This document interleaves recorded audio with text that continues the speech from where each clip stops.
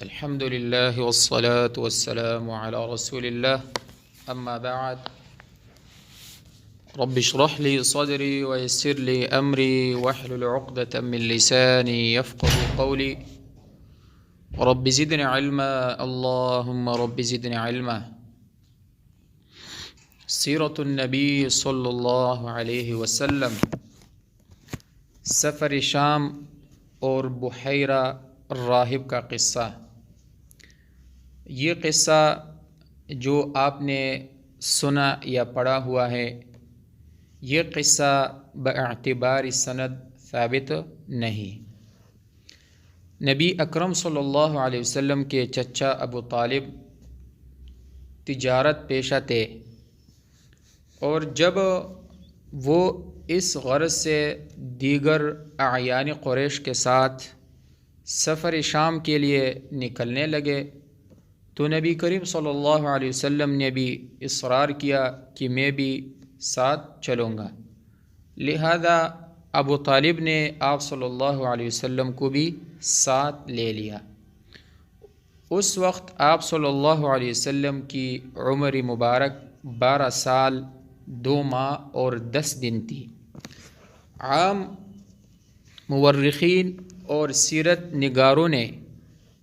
12 سال عمر لکھی ہے، جبکہ ماہ و سال اور دن کی تحدید امام ابن الجوزی رحمہ اللہ نے کی ہے۔ تلقیح فہوم اہل الاثر لابن الجوزی صفحہ نمبر 7۔ بعض مورخین نے اس واقعہ کے وقت آپ صلی اللہ علیہ وسلم کی عمر 9 سال بھی لکھی ہے، واللہ تعالی اعلم۔ جب یہ قافلہ شام کے شہر بصرہ پہنچا، اور یہ بصرہ شام میں ہے، جبکہ عراق کا ایک شہر بصرہ ہے جہاں کے حسن بصری رحمہ اللہ تھے۔ دونوں ناموں کے تلفظ میں بہت قرب ہے، لیکن لکھنے کا انداز ایک دوسرے سے بہت بعید اور مختلف ہے، جس کے تلفظ میں عموماً فرق نہیں کیا جاتا۔ تو انہوں نے ایک اہل کتاب عالم المعروف بحیرہ راہب کی عبادت گاہ کے قریب ڈیرا لگایا۔ تاریخ اور سیرت کی اکثر کتابوں، حتیٰ کہ اصول ستہ کی ایک کتاب ترمذی 3620، اس کے علاوہ یہ حدیث مستدرک حاکم 4229 میں بھی ہے، اور بیہقی جلد نمبر 2 صفحہ نمبر 24، اور ابو نعیم نے دلائل النبوہ 109 میں، اور ابن عساکر اور ابن ابی شیبہ نے بھی اسے بیان کیا ہے۔ ابن ابی شیبہ میں نمبر ہیں 31733 اور 36541۔ قریش مکہ کے تجارتی قافلے پہلے بھی وہاں ٹھہرا کرتے تھے، مگر بحیرہ راہب کبھی اپنے عبادت گاہ سے باہر نہیں آیا تھا، اور نہ ہی اس نے کبھی کسی قافلے پر توجہ دی تھی، لیکن اس مرتبہ وہ اپنی خلوت گاہ سے نکلا، اور نہ صرف اہل قافلہ کے پاس چل کر آیا بلکہ اس نے ان سب کی دعوت بھی کی۔ نبی اکرم صلی اللہ علیہ وسلم جو ابھی 12 سال کے کم سن بچے تھے، اس نے آپ صلی اللہ علیہ وسلم کا دست مبارک پکڑا اور کہا کہ اس بچے کا سرپرست کون ہے؟ ابو طالب نے کہا کہ یہ میرا بیٹا ہے۔ راہب نے کہا کہ تمہاری بات صحیح نہیں، کیونکہ ہماری کتاب کے مطابق اس کا باپ تو زندہ ہی نہیں ہونا چاہیے۔ تب ابو طالب نے بتایا کہ یہ میرا بھتیجا ہے، اور اس کے پوچھنے پر باپ کے بارے میں بتایا کہ وہ اس وقت فوت ہو گئے تھے، جبکہ یہ بچہ ابھی شکم مادر میں تھا۔ تب اس نے آپ صلی اللہ علیہ وسلم کی پشت مبارک کھول کر آپ صلی اللہ علیہ وسلم کے دونوں شانوں کے درمیان پائی جانے والی مہری نبوت بھی انہیں دکھائی اور بتایا کہ یہ بچہ سرور عالم اور رحمت للعالمین بننے والا ہے، اسے اللہ تعالی نبوت اور رسالت کے لیے منتخب کرے گا۔ امام سہیلی نے الروض الانف جلد نمبر 2 صفحہ نمبر 221 تا 223 میں من صفات ختم النبوہ عنوان کے تحت 8 روایت کا ذکر کیا ہے، جن میں مہر نبوت کے بارے میں مذکور ہے، جن کا مجموعہ مفاد یہ ہیں کہ آپ صلی اللہ علیہ وسلم کے دونوں شانوں کے مابین پشت مبارک پر کچھ گوشت ابھرا ہوا سا تھا جو سیب انڈے کے مانند تھا، اور اس پر کالے بال بھی تھے۔ تاریخ حاکم وغیرہ میں لکھا ہے کہ اس مہر نبوت پر لکھا ہوا تھا محمد رسول اللہ صلی اللہ علیہ وسلم، جبکہ حافظ ابن حجر عسقلانی رحمہ اللہ نے فتح الباری میں اس بات کی تردید کرتے ہوئے لکھا ہے کہ یہ ثابت نہیں ہے۔ ابن حبان میں اس بات کے مذکور ہونے اور ان کے اس کی تصحیح کرنے سے دھوکے میں نہیں آنا چاہیے، یہ تصحیح ان کی غفلت کا نتیجہ ہے۔ عارضۃ الاحوزی شرح سنت ترمذی لابن العربی الف لام کے ساتھ جلد نمبر 7 صفحہ نمبر 13 اور جلد نمبر 7 صفحہ نمبر 106۔ غرض اہل قافلہ نے اس راہب سے پوچھا کہ یہ باتیں تمہیں کیسے معلوم ہیں؟ تو اس نے جواب دیا کہ جب تم اس گاڑی سے اتر رہے تھے تو کوئی شجر اور حجر یا درخت اور پتھر ایسا نہ تھا جو سجدریز نہ ہوا ہو، اور یہ کسی نبی کے سوا ایسا نہیں کرتے۔ آپ صلی اللہ علیہ وسلم کے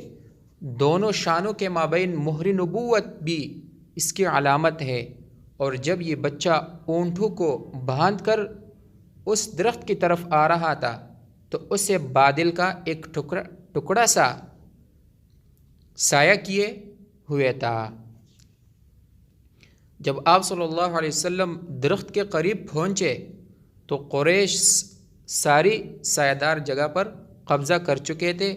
آپ صلی اللہ علیہ وسلم آئیں اور ایک طرف ہو کر بیٹھ گئے تو درخت کا سایہ بھی ڈھل کر آپ صلی اللہ علیہ وسلم تک جا پہنچا۔ ان تمام علامتوں کے پیش نظر بحیرہ نے ابو طالب سے کہا کہ اسے اپنے ساتھ یہاں سے آگے ہرگز نہ لے جانا، ورنہ یہودی آپ صلی اللہ علیہ وسلم کو قتل کر دیں گے۔ اسی دوران میں 7 رومیوں کا ایک وفد بھی یہاں آ پہنچا۔ بحیرہ نے ان سے آنے کا مقصد پوچھا تو انہوں نے کہا کہ اس وقت کوئی ایسا راستہ نہیں جس پر نبی موعود یعنی جس کا وعدہ کیا گیا تھا کی تلاش میں پہرے نہ بیٹھا دیے گئے ہوں، اور ہمیں اس راستے کی طرف بھیجا گیا ہے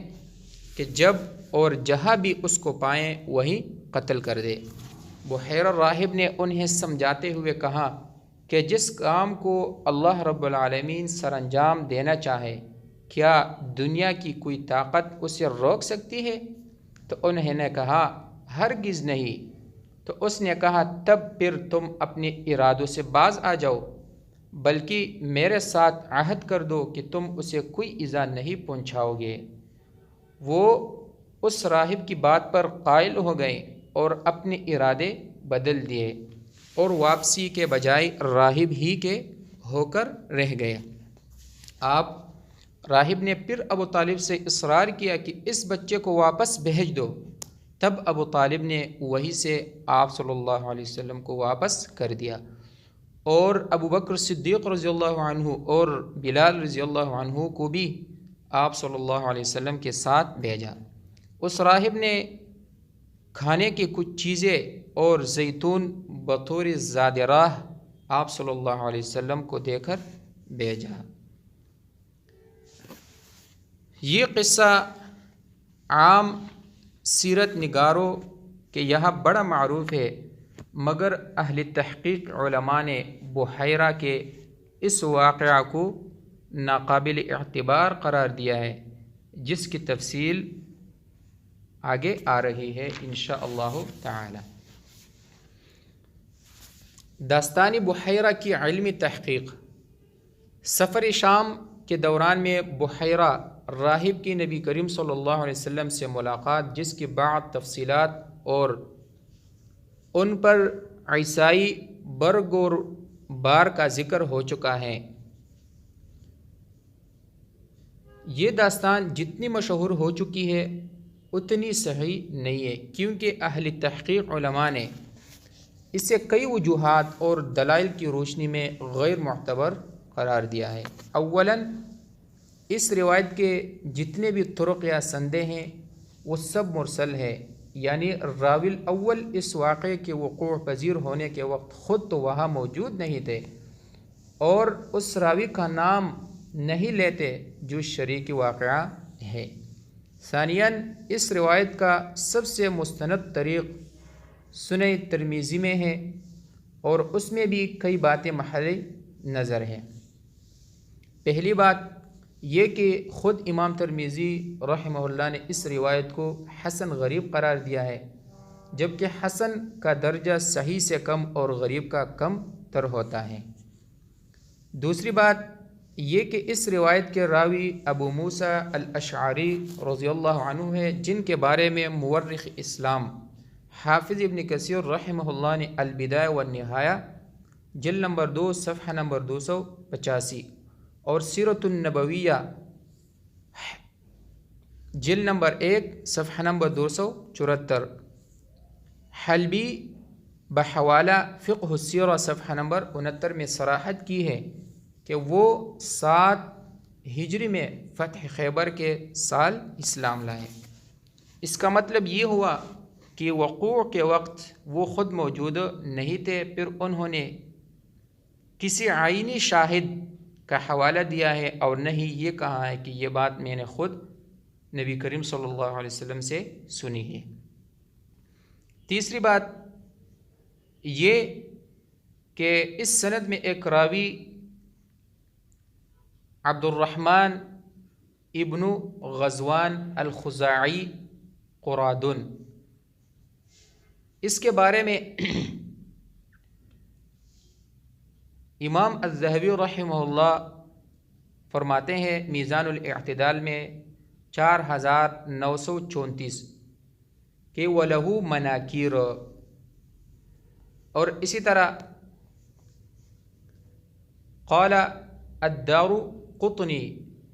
متروک 1949 میں وہ فرماتے ہیں کہ یہ راوی متروک ہے، اور اسی طرح الضعفاء والمتروکین میں بھی ذکر ہیں 3195 نمبر پر، اور دار قطنی نے 2116 میں بھی ذکر کیا ہے کہ یہ راوی متروک ہے۔ حافظ ابن حجر رحمہ اللہ نے فرمایا ہے 749 اور اسی طرح 1096 میں کان معروفا یوضع الحدیث، یہ حدیث گھڑتے تھے۔ 309 ہجری میں یہ فوت ہو گئے ہیں۔ تو اس راوی کی وجہ سے اس پہ جرحہ ہے، جن کو بعض حضرات نے ثقہ قرار دیا، مگر اکثر اہل فن نے اس کی نسبت عدم اعتماد کا اظہار کیا ہے۔ اور اسی طرح نمبر 4 بات یہ ہے کہ یہ امام حاکم نے مستدرک میں اس روایت کو بخاری اور مسلم کی شرائط کے مطابق قرار دیا ہے، تو علامہ الذہبی نے ان کا تعاقب کرتے ہوئے تلخیص المستدرک میں لکھا ہے کہ میں اس روایت کے بعض واقعات کو موضوع اور بعض کو منگڑت اور باطل سمجھتا ہوں۔ اور اسی طرح حافظ ابن حجر رحمہ اللہ جو صحیح بخاری کے شارح ہیں، انہوں نے تہذیب التہذیب میں انہی عبداللہ کے بارے میں اس قدر صراحت کی ہے کہ وہ کبھی کبھار خطا کر جایا کرتے تھے، لہٰذا ان کی طرف سے اس روایت یا اس کے بعد واقعات کی صحت میں شبہ ہو سکتا ہے۔ شیخ الاسلام ابن تیمیہ رحمہ اللہ کے شاگرد علامہ ابن قیم رحمہ اللہ نے اپنی مشہور کتاب میں زاد المعاد جلد نمبر 1 صفحہ نمبر 71 میں اس واقعہ کا ذکر کرتے ہوئے لکھا ہے، ترمذی والی روایت کے آخر میں یہ بات بھی مذکور ہے کہ بحیرہ کے اصرار پر جب ابو طالب نبی کریم صلی اللہ علیہ وسلم کو واپس بھیجنے لگے تو ابو بکر رضی اللہ عنہ نے آپ صلی اللہ علیہ وسلم کے ساتھ اور بلال رضی اللہ عنہ کو بھی برائے خدمت بھیج دیا، جبکہ یہ بات بالکل غلط ہے، کیونکہ بلال رضی اللہ عنہ نبی صلی اللہ علیہ وسلم سے عمر میں اتنے چھوٹے تھے کہ شاید اس واقعہ کے وقت وہ ابھی پیدا بھی نہ ہوئے ہوں، اور اگر پیدا ہو چکے تھے تو کم از کم ابوبکر صدیق رضی اللہ عنہ کے پاس نہ تھے۔ اس بات کی مزید وضاحت علامہ عبد الرحمن مبارک پوری رحمہ اللہ نے جزری سے نقل کرتے ہوئے کی ہے، تحفۃ الاحوزی شرح سنن ترمذی جلد نمبر 10 صفحہ نمبر 93 میں لکھتے ہیں کہ جب نبی کریم صلی اللہ علیہ وسلم کی عمر 12 سال تھی تو اس وقت ابوبکر صدیق رضی اللہ عنہ کی عمر 10 سال ہوگی، کیونکہ وہ آپ صلی اللہ علیہ وسلم سے 2 سال کم عمر تھے۔ یہ اس وقت جب آپ صلی اللہ علیہ وسلم کی عمر 12 سال سمجھی جائے، اور جب طبری نے جلد نمبر 1 صفحہ نمبر 59 اردو وغیرہ کے بیان کے مطابق آپ صلی اللہ علیہ وسلم کی عمر 9 سال تسلیم کی جائے، جیسے علی میاں ندوی نے اپنی کتاب السیرۃ النبویہ میں زیادہ صحیح قرار دیا ہے، تو اس صورت میں ابوبکر صدیق رضی اللہ عنہ کی عمر صرف 7 سال ہوگی، اور ان ہر 2 شکلوں میں ان کا تجارت کے لیے اہل ہونا قرین قیاس نہیں ہے۔ اس وقت بلال رضی اللہ عنہ اتنے کم سن تھے کہ شاید اس واقعے کے وقت وہ وجود میں بھی نہیں آئے ہوں، لہٰذا اس روایت میں ابوبکر اور بلال رضی اللہ عنہما کا ذکر غیر محفوظ بلکہ صرف وہم ہے۔ علامہ قسطلانی نے المواہب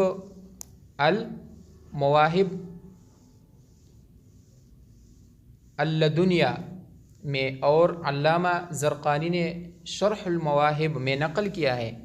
امام ذہبی رحمہ اللہ نے ابوبکر اور بلال رضی اللہ عنہ کے ذکر کی وجہ سے اس حدیث کو ضعیف قرار دیا ہے، اور بقول یعمری بلال رضی اللہ عنہ اس واقعے کے کم و بیش 30 سال بعد ابوبکر رضی اللہ عنہ تک پہنچے تھے۔ علامہ قاضی منصور پوری رحمہ اللہ نے کیا خوب کہا ہے قرآنی آیات، سورۃ البقرہ آیت نمبر 89 اعوذ باللہ من الشیطان الرجیم وَكَانُوا مِن قَبْلُ يَسْتَفْتِحُونَ عَلَى الَّذِينَ كَفَرُوا، اور پہلے یہود کافروں پر فتح مانگتے تھے، سے ثابت ہوتا ہے کہ یہودی نبی موعود کے انتظار میں رہتے تھے، اور آپ صلی اللہ علیہ وسلم کی بعثت تک ان کا یہ عقیدہ رہا کہ آپ صلی اللہ علیہ وسلم کی بعثت سے ہی مشرکین پر فتح اور نصرت حاصل ہوگی، لہذا خود بحیرہ کا یہ کہنا کہ آپ صلی اللہ علیہ وسلم کو واپس بھیج دو ورنہ یہودی قتل کر دیں گے بالکل جھوٹ ہے، کیونکہ یہودی اگر آپ صلی اللہ علیہ وسلم کو اس لڑکپن میں پہچان لیتے تو اپنی اعتقاد کے مطابق اپنی فتح نصرت کا جو دیوتا سمجھ کر نہایت خدمت گزاری کرتے تھے۔ یہ قصہ بقول حافظ ابن کثیر رحمہ اللہ البدایہ والنہایہ جلد نمبر 2 صفحہ نمبر 285 مرسلات الصحابہ رضی اللہ عنہم اجمعین میں سے ہے، اور اس کے علاوہ اس روایت قصہ میں تناقضات بھی عجیب اور بکثرت ہے۔ مثلا امام زہری رحمہ اللہ نے اس راہب کو یہودی تیمامے سے قرار دیا، جبکہ مسعودی نے مروج الذہب میں بنی عبد القیس کا عیسائی لکھا ہے۔ کہیں اس راہب کا نام سرجس ہے، کسی روایت میں جرجس ہے، کسی میں جرجیس اور کسی میں نام ہی نہیں ہے۔ کسی روایت میں مذکور ہے کہ راہب عبادت گاہ سے باہر آ گیا اور دعوت دی، اور کسی میں ذکر ہے کہ ابو بکر رضی اللہ عنہ اس کے صومعہ عبادت گاہ میں گئے ہیں۔ کسی روایت میں مذکور ہے کہ راہب نے ابو طالب کو یہودیوں سے ڈرایا، اور کسی میں ہے کہ رومی و نصارہ سے ڈرایا۔ کہیں 7 رومیوں کا ذکر ہے اور کہیں 9 یا کم و بیش کا ہے۔ کسی مورخ اور سیرت نگاری نے لکھا ہے کہ یہ واقعہ تب پیش آیا جب آپ صلی اللہ علیہ وسلم ابو طالب کے ساتھ سفر پر تھے، اور بعد نے لکھا ہے کہ آپ صلی اللہ علیہ وسلم ابو بکر صدیق رضی اللہ عنہ کی معیت میں گئے تھے وغیرہ۔ انہی امور کے پیش نظر داستان ناقابل اعتبار ہے، اور دور حاضر کے علماء اور محققین میں سے شیخ محمد غزالی مصری، علامہ قاضی سلیمان منصور پوری، علامہ شبلی نعمانی نے ترمذی وغیرہ میں مذکور اس داستانی بحیرہ کو غیر معتبر قرار دیا ہے۔ ابن سعد کی روایت بھی مرسل یا معضل اور ضعیف ہے۔ حافظ ابن حجر رحمہ اللہ نے ماسوا ذکر ابو بکر اور بلال رضی اللہ عنہ اس روایت ترمذی کو صحیح قرار دیا ہے۔ امام